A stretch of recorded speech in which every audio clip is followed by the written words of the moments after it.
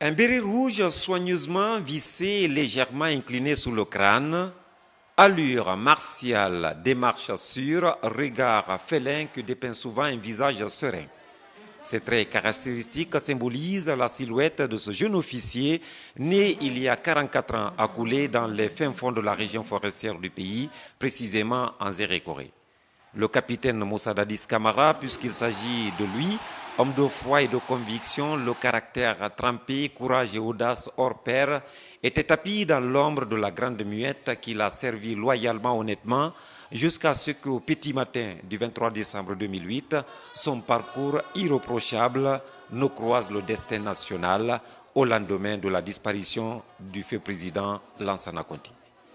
De la pénombre à la lumière, ce jeune capitaine, idole de la troupe qu'il a su défendre et fidéliser de par son humanisme et sa générosité, est apparu aux yeux des Guinéens et de beaucoup d'observateurs comme un homme d'État, un patriote convaincu et déterminé à donner un nouveau souffle à la Guinée.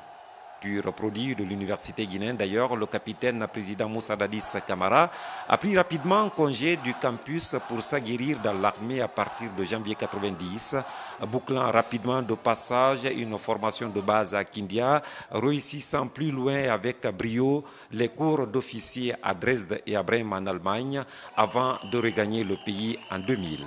Année charnière, il est d'abord intendant adjoint à l'UNAMSIL Sierra Leone avant d'être responsable au service carburant de l'armée guinéenne.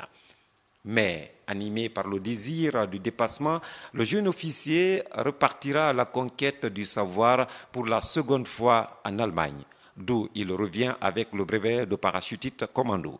À son retour au Bercail en 2005, l'officier qui a mûri dérange par sa droiture et par son franc-parler. Il subit d'ailleurs des pressions de toutes parts. Mais sans faiblir, encore moins fléchir, sa vie bascule, sa personnalité s'affirme et avec ses compagnons d'armes du CNDD, il sera porté à la magistrature suprême du pays le 23 décembre 2008 par ses pairs. Et depuis donc, l'homme au discours décapant qui s'est attaqué aux narcotrafiquants, à la corruption, à la concussion, à la dilapidation des ressources et des infrastructures minières, à la moralisation des mœurs. Cet homme qui a ouvert des chantiers énormes dans le sens de la rupture pour un renouveau de la Guinée force l'admiration et impose le respect. J'ai cette probité morale, j'ai cette conscience en moi. Je ne suis pas un homme assoiffé de pouvoir. Et le pouvoir, à un moment donné, lorsque le peuple n'est pas derrière toi, si tu veux te cramponner au pouvoir, tu auras toutes les humiliations. J'ai cette formation, cette probité morale. Et je me dis, quel que soit le pouvoir, un jour, je finirai par mourir. Tous ceux qui me suivent, ils finiront par mourir. Personne ne restera éternellement sur terre. Et je ne suis pas là pour dolorter le peuple de Guinée. Je suis dans un engagement avec mon équipe. C'est de combattre les fléaux. Je ne suis pas un politicien. Je ne vais pas endormir la conscience. Je ne vais pas endormir votre conscience. L'engagement est quelque chose de très honnête. Mais il faut se lever. C'est le moment. Ce n'est pas pour le CNDD, mais c'est pour le peuple de Guinée.